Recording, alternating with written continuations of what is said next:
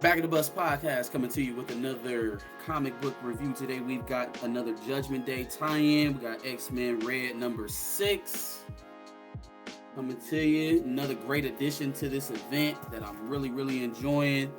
Got to bring in my co-host here. You know, I ain't saying, I'm just saying, Mr. Theo B, Theo Butler. Let him know. He got me with the Eternals. I don't know what to tell you. I wasn't looking for it, but dadgummit, Marcus got me hooked on the Eternals. And it wasn't hard to get me hooked on it because Karen Gillan is actually doing a great job, a fantastic job with the book. So appreciate y'all. Y'all come rock with it. Come on, check this out. Judgment Day. This book actually opens up with a data page, right? We're going to get this from Dr. Craig Marshall, the scientist from NASA, and he's kind of detailing his experiences and some of the things that he's learned in after leaving the diplomatic zone on Arakko, doing his research. Number one, I find it interesting, right, that the war-hardened world or country, have you, I get country transported to a new world, is the one that allows outsiders free travel on and off the rock. Krakoa, on the other hand, who hasn't been warring for thousands of years, didn't spend many generations growing up in labor prisons of Amos. You know what I mean? They're the ones that have to put up the walls and the borders and tell people that they don't have freedom of travel there. I feel like that's interesting because you would think it would be flipped. I think if you were to look at it, Arakko comes from a different reality. So they're not really used to trespassers, you know, just people just wanting to just come hang out. Usually if you pop up on Arakko, it's to throw some hands. So it's almost like the Arakki thing. We touched on this before, how with them being supposed to be the warrior, how Uranos showed up and basically wiped them out. And they got forewarned. And you look at the more peaceful people on Krakoa, they say, hey, they on their way. And they got ready, like right then and there. So to your point, it is interesting, but I think it's where, if you looked at the perception of the Krakoan mutants, ever since they've come into this world, this plane of reality, they have been not feared, but hated on. So they would more or less want, wherever we go, we don't want to be bothered with anybody because we're used to a lifetime of this. The Arakkans have not experienced a lifetime of hatred. If anything, they probably experienced a lifetime of instilling fear in other people. But I think that's what it is. Like, this is just our attitude. We don't have anything to fear. We don't have anything to hate. If something's to be feared or hated, it's us. So I think, to your point, that's why it's so interesting because of the way it is. So Marshall is left to defend some of the defenseless, some of the old, the children, while the rest of the mutants go off and try to stave off the attack by the Eternals or the machines that Uranos is popping up all over the planet. First off, can I continue, because this ain't gonna be the first time, right? But can I continue to give Al his flowers, man, on showing you how to introduce new characters that are diverse, that represent well, without waving a flag or trying to get brownie points or pats on the back because of it. Here you go, totally obscure new character that's probably going to end up playing a role in this book, because he doesn't really introduce people by mistake or for happen's sake. Introduced in a way that's not, pulling off from anybody else's abilities or lore or retconning, right? And it's an intelligent person. Obviously, he's a scientist, right, from NASA. Black man, obviously, we're diverse, and he does it in a way that he doesn't have to be.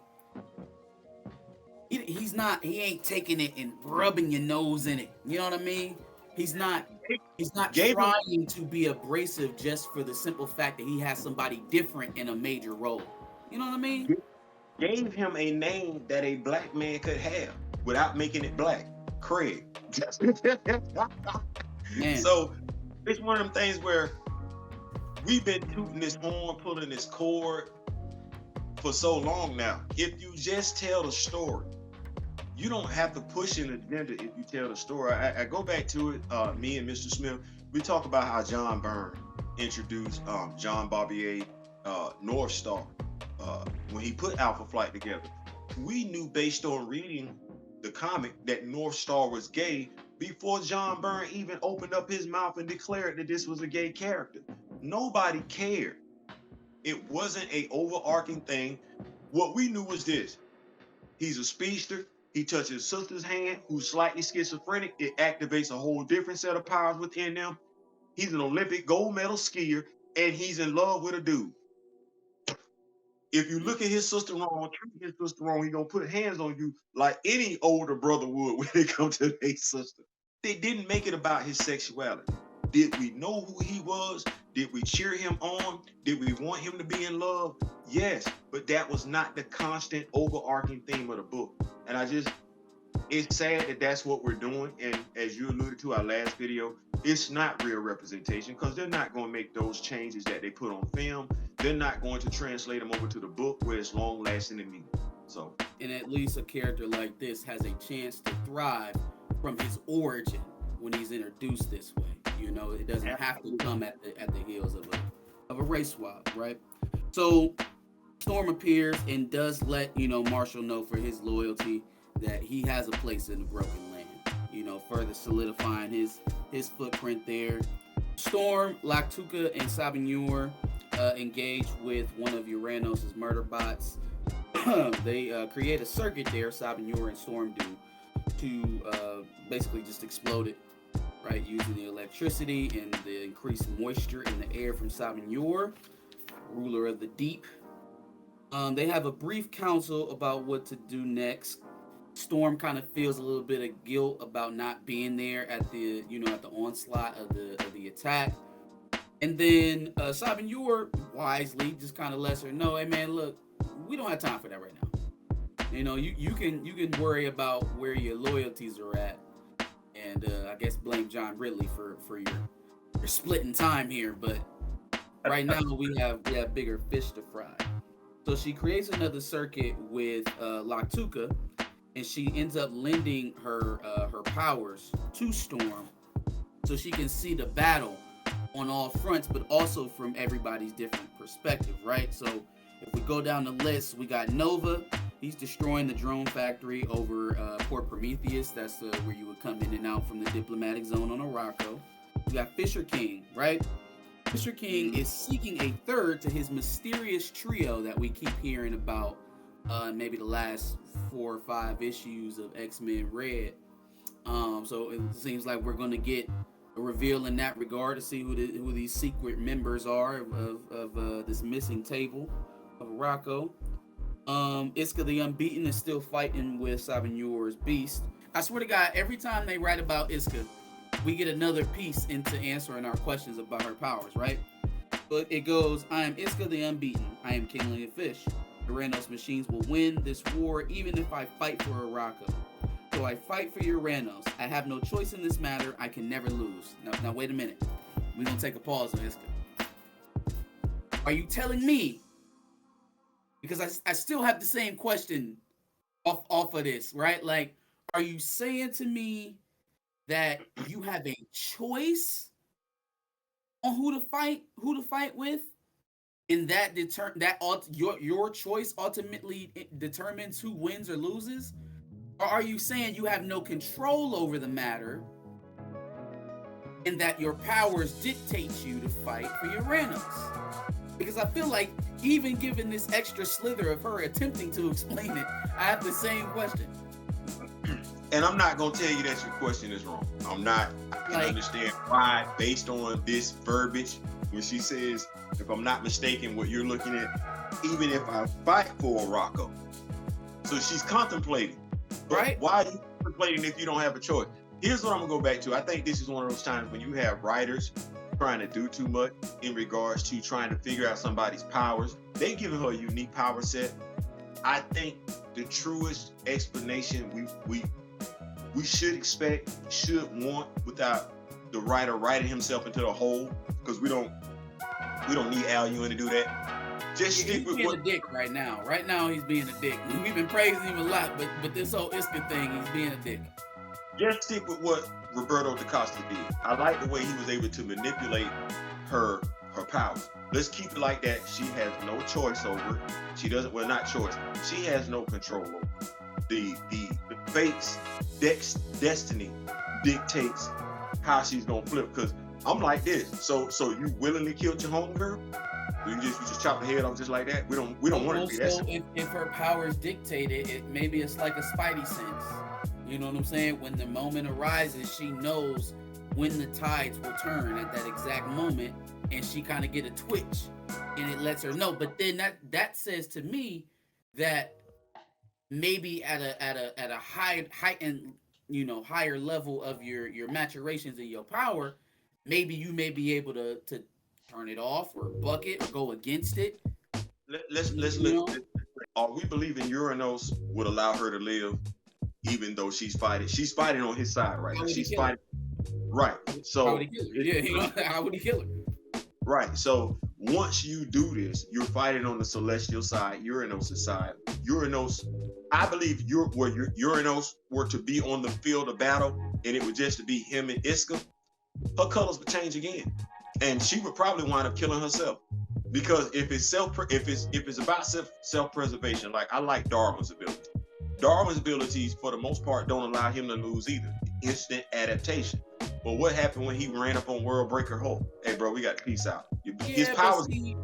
Darwin, even in his name, it explains how he can be beat. There's always going to be a fitter predator out there. There's always going to be somebody who's more fit than you.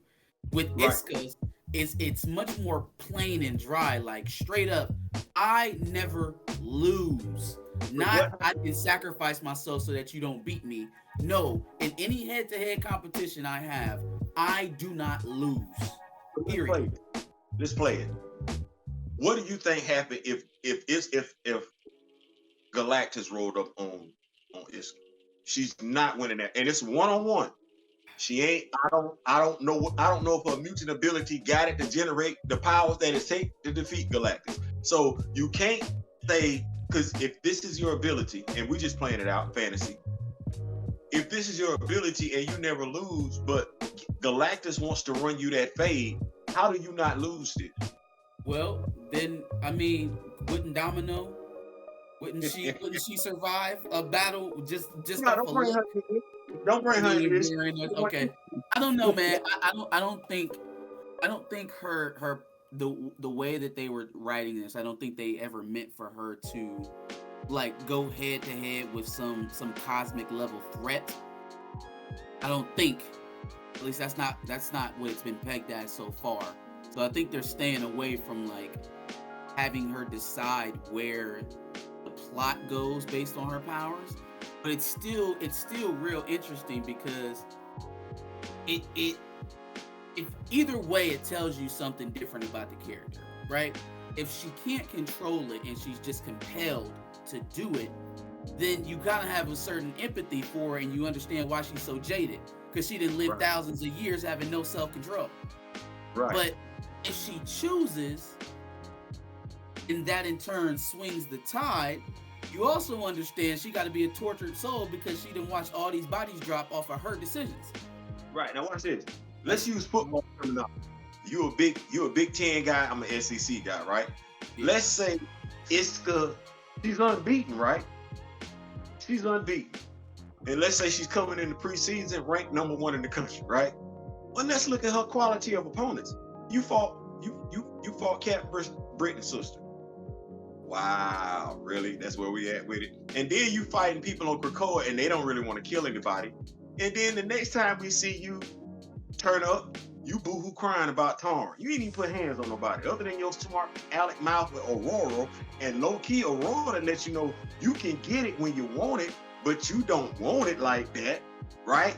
And so then the next thing we see you do, you put hands on somebody who wasn't even looking for you to put hands on. Now you out there, and then the next person you fought was Nightcrawler. Nightcrawler is not a violent person. He ain't. Kurt is a ladies' man. This dude is a pastor. He a preacher right now. He ain't even trying to get down like that. And now you in the ocean, you fighting a fish. So I get it. You unbeaten. But when I look at the quality of your opponents, hey, you're not wrong, man. They have given her a very, very complimentary schedule. Let's say that. If a dude can just, shoot you some game and get you to go left, which is what happened with Tarn, are you really unbeatable? I mean, I'm just saying. Well, all right, so next up, we got Wrong Slide. He's fighting alongside of the Brotherhood. He does realize that the machines that he's fighting have a fatal flaw. That they are that they're kind of just dead set on destruction and not really protecting themselves, and that angers Rock Slide. So we get another tangent of emotion from this Rock Slide jumble, Some more character development for a character that was pretty much left in the background. Yeah, I like that. Roberto da Costa is hiding things. He got secrets to reveal in due time. We got Cora of the Burning Heart. She has a very interesting segment here, and I think they're teasing something. I ain't gonna throw it out there as a prediction yet. I want to see a little bit more. But she talks about her father and how he prepared her for this time. Night has fallen. My father prepared me for this time and for what I must become when he falls too. Okay, so obviously it sounds like we're talking about somebody on Arakko who sounds like they may sacrifice themselves somehow. If he falls too. If he falls, there you go. Yep, reading is fundamental. You are right. I must become if he falls too. For the first time in years, I think of my sister. Okay, and now we got a sister as well, so we getting some family origins from Cora. That's another one of those characters that hasn't gotten a whole lot of light since they got done with Fabian Cortez's arc in that one book. I can't even remember it. That Cy Spurrier was writing before Knights of X, Legion of X. Pop back up now. We got WizKid back on Sword Station 2. So they disbanded of the Eternals, I guess. That's who they're fighting up there. And then he has a little psychic powwow with your boy Cable, and Cable calls in his marker for electrocuting him. What was that? Back in, I think it was one of the Sword issues. You're right. Yeah, it was one of the Sword issues. Abigail Brand was trying to do some. You're right, and she had WizKid do that, and okay, all right. But my whole thing is, how is it taking you this long to tell anybody about Abigail Brand, fam? Like in comic book time, this has to have been like at least 2-3 months ago. That when he had questions about Peter Gyrick and how Abigail Brand handled that, he never got his questions answered. Plus, Cable still he gonna want his answers about why you electrocuted me out of nowhere, like why it had to go down like that. So yeah, why is it just now coming up? Well, since Cable has been resurrected, he has that blind spot in his arm right now, so he can't be tracked by Abigail or by WizKid. Me, for mine, I'm of the mindset that, and if I was a writer, it's definitely something you could do because they've done it with Maury Mataggart. WizKid could actually be playing for himself and because he does have a little bit of an ego. He can't walk, but he feel like he's the smartest one out there. WizKid, and it's a conscious decision for him to be in his wheelchair because he just wants to let people know, even though I'm in this wheelchair, I got half my body, I'm still better than all of y'all. So WizKid is somebody that could be turned into a potential X-Men villain, mutant villain. So I believe when it's all said and done, this is a character who's, when it's all said, he's a mutant, but he's playing for nobody but himself. And Abigail Brand is stupid for trusting him as much as she does trust him, which is a little bit, because she's not smarter than him. Well, speaking of Abigail Brand, she is a shell of herself, literally, in the hatchery. Looks like Professor X is kind of juggling her brain in his hands right now, waiting to see if he should even put it back in. My guess is that he did some rummaging around before he downloaded her consciousness back in there and got some red flags, some Orcus colored flags. And he's probably going to find out, what's been going on with Brand. Now the question is, what does he do with that in the midst of all of this? Like, Orcus is definitely not priority number one at the moment. So how does he handle that? Does he just leave her in flux until they have time to deal with her? Does he bring her back and let her go on like everything's cool? I would bring her back. Military. Once somebody didn't got that close to you, I would let them stay that close, and you feed them the information you want them to have. I think he's gonna let her go, thinking that she got away, and it's either A, gonna make her paranoid enough to make a mistake, or she's just gonna lead him right back to him, in If true he's comic book smart, fashion. because remember we read about it in S.W.O.R.D or the later issues in xmenred where she had backup protocol. She was deliberately setting herself up if something might happen where she would be resurrected. And so she was setting it up where if somebody did go digging around in her brain, she would know. So the smart thing would be to give the implication that you did try to dig around in her brain and that you didn't really find anything worthwhile. But you don't want to let But it go. would that even trigger it? Because again, literally your mind, your consciousness is not in your body. I feel like with the safeguards that she has in place is to pick up if anybody's rummaging around in her mind and she doesn't know it, but while she's living, not when she's being resurrected. He could go through the download before he even put all that information back into her body from Cerebro, right? I think you should still play it safe. Give her, because she's a suspicious nature person, and when somebody's suspicious nature, you give them stuff to be suspicious about. You give them a misdirection. You're gonna be suspicious anyway. If I don't give you anything to be suspicious about, now you're really finna be suspicious. So let me go ahead and feed your suspicious nature, give you something to be suspicious about. It ain't got to be what you really need to be concerned about, but they need to throw Abigail Brand off a track, off their scent. So I think if he finds something, if it's written that way, I think it would be prudent for them to just basically give her something to throw her off of their scent. Because she's a double agent right now. We already know Abigail only has her own interests at heart. 100%. All right, so we got Lotus Lagos and Magneto creating another mutant circuit here to take down the Eternal Gorilla. They do it in due time, and then they start to have a conversation about young boy's heart. That he's pumping iron, literally pumping the iron in his body around. I think you alluded to that when we first seen him with a hole in his chest, but literally using the iron in his blood to keep his circulation going and staying alive. Magnetism, like people in the earliest days, the dude pulled a sub about the ocean. Like, this should stop for a second. It's in the comic. A sub. That was when he first got started. Controlled the nuclear warheads in the northern hemisphere. Was about to destroy the Earth. What else did he do? Didn't he stop the spin of the Earth or reverse it or something like that? This dude ain't no joke. Like, it's people get twisted. Forget the obvious thing is that he controls magnetism. What people sleep on is the electro part of that.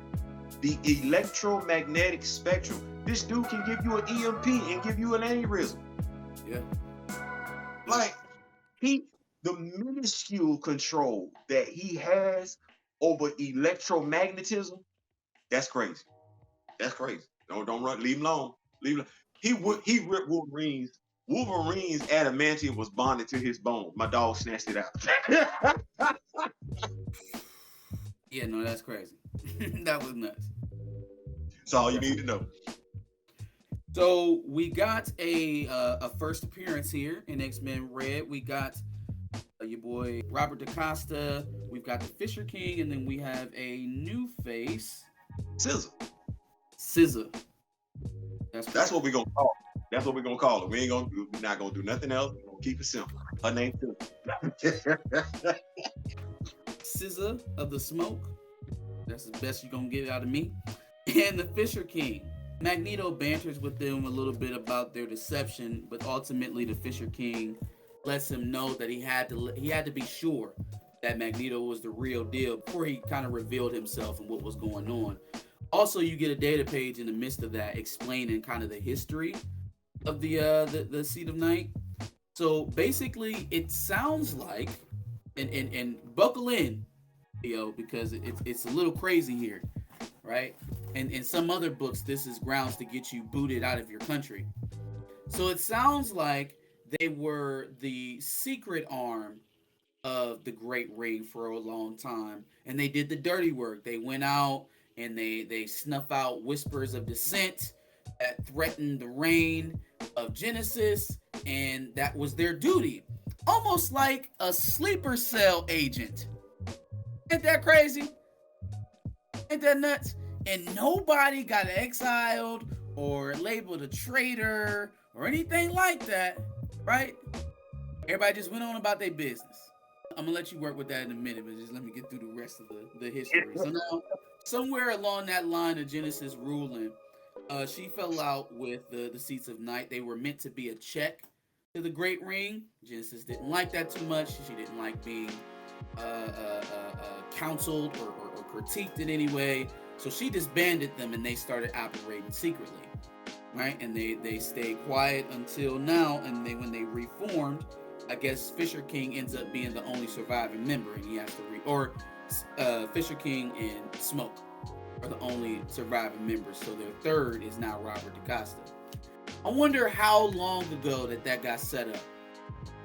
How long ago has Roberto had that in his pocket? First of all, shout out to Roberto DaCosta, who, when I first started reading New Mutants back in the day, because we didn't have a brother on the team or a sister on the team, he technically was it by default. His character development, since he's been a character at Marvel Comics, you didn't see that coming. Spoiled brat, you know what I'm saying? I'm just super strong and everything. I'm cocky, I'm arrogant, I ain't gotta listen to anybody. Next thing you know, this dude then bought AIM. Like, I'm not just a millionaire out here with money and I'm not doing anything with it. You got AIM answering to you. Do you know how long AIM been out here giving people headaches? And they now work for him. Even when it was the encouraging storyline, he was like, hey, don't trying to find a way to win. Focus on finding a way not to lose. The way he moved on Iska. Who thinking Roberto DaCosta is sitting on, the seat, the night seats? When did you do this? How long you been with this your move? Because me and you sitting up here and we read S.W.O.R.D. And he's like, hey man, I got like a little bar, little club over here.